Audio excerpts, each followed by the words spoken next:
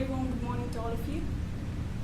During the early 1980s, a business traveler called an airline company named People Express to reserve a flight. When he called, he was kept on hold for such a long time that he thought to himself, either this airline company is incredibly busy or it's incredibly inefficient. Needless to say, the flight was never booked, and People Express went out of business in 1987. The name of this business traveler was Richard Branson. He later launched Virgin Atlantic Airlines, and of course, the rest is the history. So we're here today to present you our very own luxury airlines, which is completely customer-oriented, Peryton Airlines. Before going through the contents of the presentation, I'd like to give a brief introduction of our team. So I'm Kalpana Pant, the team leader. For this airline simulation, my core specialization lies in operations management as well as strategic decision making. We have Lokesh Lungo. His core specialization lies in analyzing the financial data as well as the human resource management. And finally, we have Manish Pahari. His core specialization lies in marketing as well as change management. Basically, he's the one behind handling the critical incidents stack-free. After that, I'll be talking about the vision, values, and direction, followed by industry context as well as the core capabilities of Peryton Airlines. After that, Lokesh will be talking about performance measures. He will also provide an insightful diagnosis of performance measures in comparison to other companies in the luxury airline business. Finally, Mahesh will be talking about critical incidents from Q3 to Q8. He will also be talking about the future plans of Peryton Airlines. So let's start with the introduction. Peryton Airlines is a luxury airline company operating in Industry 1 along with other 7 different airline companies. In terms of fleet, we currently have 6 different aircrafts. 3 of them are British Air 31, 2 of them are Embraer ERJ 135, and 1 of them is Canadair CRJ 100. In terms of routes, we are flying in 15 different routes in 6 different markets. Now, about the vision, values, and direction of the company. The vision of Peryton Airlines is to be the leading luxury airline company in Industry 1. The mission of our company is to earn profitability for the business while serving customers at a high-end level. So we want to make both of our investors as well as our customers happy. And of course, the value statement of our company is that we value our customers. Here are the core ideologies of our company. The first and foremost is the extravagant services to our customers. And while providing these services, we don't want to be compromised on any bets, and we always want to improve in our industry so that we can provide them with continuous quality services. Likewise, employee motivation is at the core of our heart. As Richard Branson stated, if you take care of your employees, they'll take care of your customers. So we're basically providing our employees with employee benefits packages so that they are highly motivated and they share our mutual goals. So we're in a luxury business and the industry is very competitive. What can we do to sustain? According to Hart and Mills in 2003, a sustainable enterprise is the one that contributes to the sustainable development by delivering simultaneously economic, social, as well as environmental benefits, the so-called triple bottom line. It can be also put in terms of 3 Ps, that is people, profits, and planet. In terms of people, we are taking care of our customers as well as our employees. For profits, we are generating enough net profits and distributing significant amount of dividends for our shareholders. And for the planet, we are investing a significant amount of money for the environmental causes.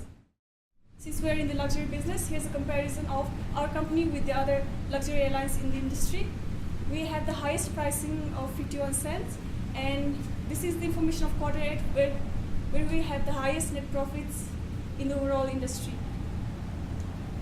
Now, for studying our industry deeply, we bought various reports in each quarter. So this demand forecast report helped us to understand the demand in the industry and helped us to project the revenue generation for each quarter. Another report that we bought is the quality and training budget. You can see that our company is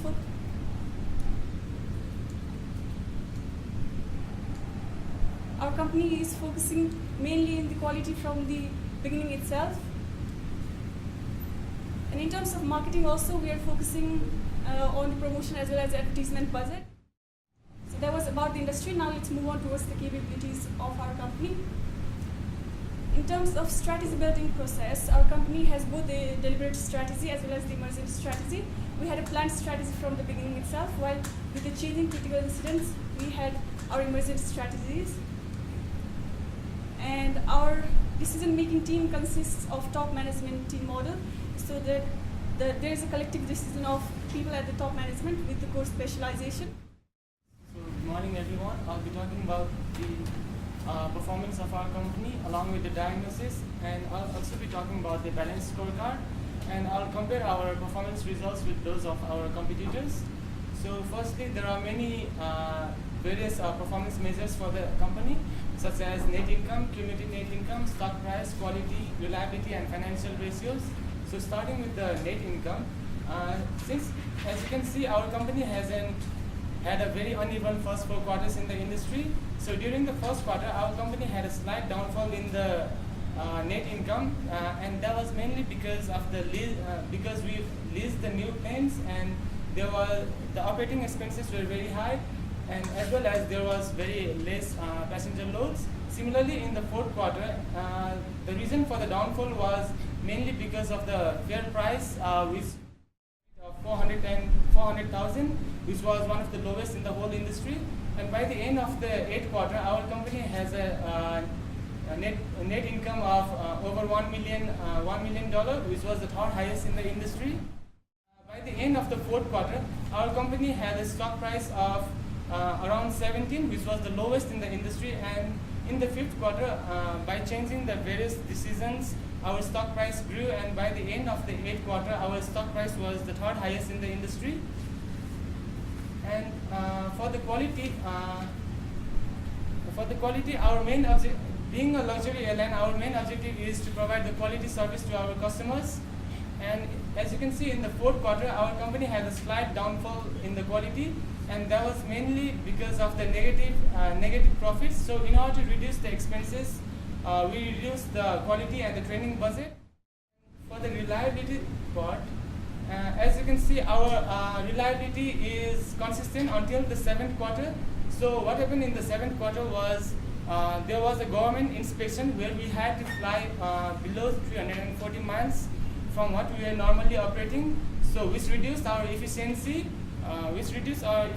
and thus resulting in the decrease of our reliability.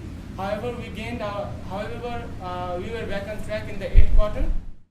These two figures are the comparison of the performance between our company as well as those of the competitors. And next, I'll be talking about the balanced scorecard. So the balanced scorecard has 4 components. The first one is financial, customer, internal business processes, and lastly, the learning and development. So in the financial part, our main target was to increase the revenue by 30%. So in the first quarter, our revenue was $3 million, and by the end of the 8th quarter, our revenue grew to $7 million, and our reliability was 99. So we're still working on our quality to reach our target. And in the internal business processes, our target was to increase our passenger loads by 10%. So being a luxury airlines and providing the maximum fare price, we're still struggling to meet our target. However, we're still working on it. And in the learning and development part, in order to meet our target, we have decided to provide the incentives to our employees. And by the end of the 8th quarter, our turnover reduced from 5 to 3. The financial ratios has different ratios. So firstly, the current ratio. It is good for a company to have a current ratio of 1. So our industry's average is 2.5, and our company's current ratio is 1.8, which is much lesser than the industry's average, which is good for our company. I'm here to describe critical incident and our future plan of Peryton Airlines. First of all, quarter 3, 4, 5, 7, and 8 I will describe in briefly, and quarter 6 I will describe in more detail. Quarter 3 is about channel of distribution. It is good opportunity for any online company, any airline company to work online and sell their ticket through online. It is a good start for company. Quarter 4 is about competitor safety problem. where competitor has faced a problem of firing engine, but the information we received was not reliable. So our team member haven't discussion, and we select the decision doing nothing through majority of our votes. Quarter 5, it's about diversification of auto rental. Here, being a airline company, we are confused about whether to start auto rental business company, auto rental or not. But here our team leader was convinced us in such a way that it might be beneficial for service providing industry. So we decided to go to auto rental business. Dual designation, it was given an opportunity for us to have collaboration with a company having major carrier. Taking this decision, so we didn't hire our competitor. That is the reason that we received AM Personal Association award for Employee of Reason for integrity in employee practice. And finally, coming to future plan, here we have 14.7 million of line of credit, through which we are planning to buy more luxury airlines company, which will help us in adding more routes and add more flights to our existing route. We are also, as Kalpana told, that we are not only focused on our customer, but also we are focused on employee. We are planning to increase our employee wages by 5% by the end of 12th quarter, and we are also funding our 2% of our net income in CSR activity. This is all about our presentation, and I would like to thank you all of you for providing this opportunity and your time. If you have any queries, please feel free to ask.